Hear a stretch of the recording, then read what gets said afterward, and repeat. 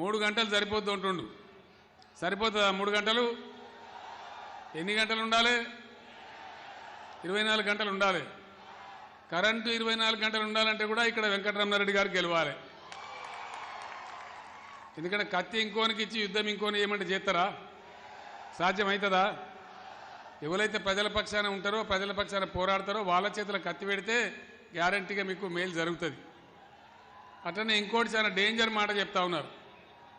కాంగ్రెస్కి అధికారం వస్తే ధరని తీసి బంగాళాఖాతంలో వేస్తారట. ఇది చాలా ముఖ్యమైన సమస్య, మన రైతులకు జీవనవరణ సమస్య.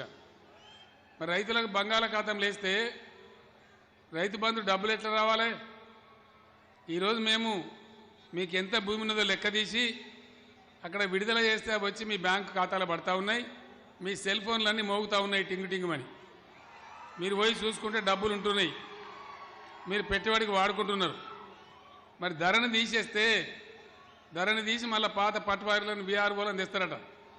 ధరను తీసేస్తే రైతు బంధు డబ్బులు ఎట్లా రావాలి? ఏ పద్ధతిలో వస్తాయి? అంటే మళ్ళీ పైరవీలు, మళ్ళీ దళారీలు, మళ్ళీ మనం పోవాలి. ఎన్ని ఎకరాలు ఉందంటే 8 ఎకరాలు ఉందనుకో, ఎంత వస్తుంది? 80,000 వస్తుంది. లావు 30,000 లేకపోతే సంతకం పెట్టా అంటాడు. ఇవాళనేమో మీ కడుపులో చల్లగదలకుండా, మీరు ఎవరికి లంచం ఇవ్వకుండా మీ బ్యాంకులకు డైరెక్ట్ డబ్బులు వచ్చి పడతా ఉన్నాయి.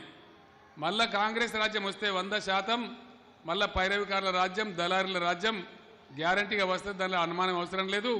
అందుకోసం రైతులు చాలా జాగ్రత్తగా ఆలోచించి నిర్ణయం తీసుకోవాలని నేను కోరుతా ఉన్నా. మనం నష్టపోతాం, చాలా పెద్ద ప్రమాదం జరుగుతుంది.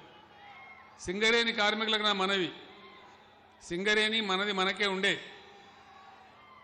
100% మన కంపెనీ ఉండే. సింగరేణిని కూడా ముంచింది కాంగ్రెస్ పార్టీ. ఆ కాంగ్రెస్ వాళ్ళకి చేతగాక కేంద్ర ప్రభుత్వం దగ్గర అప్పులు తెచ్చి కట్టలేక వాళ్ళకి 49% వాటా కట్టబెట్టింది. లేకపోతే 100% మనకున్న సింగరేణి ఇవాళ సగం వాటా కేంద్రానికి పోయింది కాంగ్రెస్ చేతగానితనం వల్ల. ఇదే కాంగ్రెస్ ఇంటెక్ ఐటెక్ నాయకులు సంతకం పెట్టి మొత్తం డిపెండెంట్ ఉద్యోగాలు వద్దని చెప్పి సంతకాలు పెట్టిన భక్తులు కూడా వీళ్ళే. ఇలా వెంకట్రావు గారు, టీబీజీ కేసు నాయకులు, వారి సింగరేణి రాజిరెడ్డి గారు, మిగతా అందరు కలిసి నాకు చెప్తే మళ్ళా దాన్ని పునరుద్ధరించడం. ఇలా 15,000 మందికి ఉద్యోగాలు కూడా ఇచ్చుకున్నాం. ఎన్నడన్నా సింగరేణి చరిత్రలో 1,000 కోట్ల రూపాయలు పంచినరా? బోనస్ కానీ లాభాల వాటా కానీ ఇలా 32% వాటా ఇచ్చుకొని మనం ముందుకు పోతా ఉన్నాం. ఈ విధంగా సింగరేణిని అన్ని రకాలుగా కాపాడే బాధ్యత తీసుకొని ముందుకు పోతా ఉన్నాం. నేను మీ అందరినీ కోరేది ఒకటే, నేను హెలికాప్టర్లో చూసిన ఉదయం నుంచి 2 సార్లు 3 సార్లు 4 సార్లు వర్షం పడ్డది. ఇప్పుడు కూడా పడుతూనే ఉన్నది. ఇంత పెద్ద సంఖ్యలో మీరు వచ్చిందంటే ఒక విషయం స్పష్టమైపోయింది, వెంకటరమణారెడ్డి గారు గెలిచిపోయారని తెలిసిపోతా ఉంది. మీరు ఎంత పెద్ద సంఖ్యలో హాజరైనరో అంత పెద్ద సంఖ్యలో ఓట్లతో రమణారెడ్డి గారు గెలుస్తారని కూడా అర్థమైపోయింది. వెంకటరమణారెడ్డి గారు కొన్ని కోరికలు కోరినారు మీ అందరి తరఫున. కొత్తగా అయినటువంటి మండలం అభివృద్ధి కానీ, ఇక్కడ ఇంజనీరింగ్ కాలేజ్ కానీ కావాలని చెప్పి వారు కోరినారు. 100% ఇక్కడ ఇంజనీరింగ్ కాలేజ్ తెచ్చే బాధ్యత నాది అని మీకు మనవి చేస్తా ఉన్నా. భూపాలపల్లి జిల్లా చేసిందే కేసీఆర్, మీ అందరికి తెలుసు. గతంలో మధుసూదనాచారి గారు ఉన్నప్పుడు నేను 2-3 సార్లు ఇక్కడికి వచ్చినాను. భూపాలపల్లి చాలా అభివృద్ధి చేసుకున్నాం.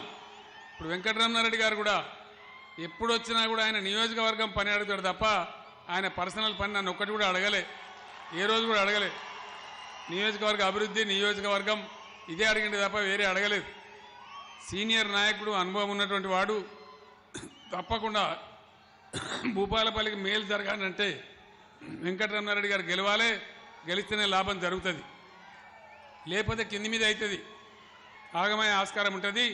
అందువల్ల మీరందరూ పట్టుబట్టి వర్షంలో కూడా ఇంత పెద్ద సంఖ్యలో సభకు ఎట్లా హాజరైనరో 30వ తేదీ నాడు కూడా దయచేసి అదే పద్ధతిలో మీరు ఓట్లు వేయించి వెంకటరమణారెడ్డి గారిని గెలిపించాలని కోరుకుంటూ, ఇంకా కూడా వర్షం పెరుగుతూ ఉంది, మిమ్మల్ని బాధ పెట్టడం నాకు ఇష్టం లేదు. నేను మీ దగ్గర సెలవు తీసుకుంటా ఉన్నా. జై తెలంగాణ. కారు గుర్తుకే, కారు గుర్తుకే.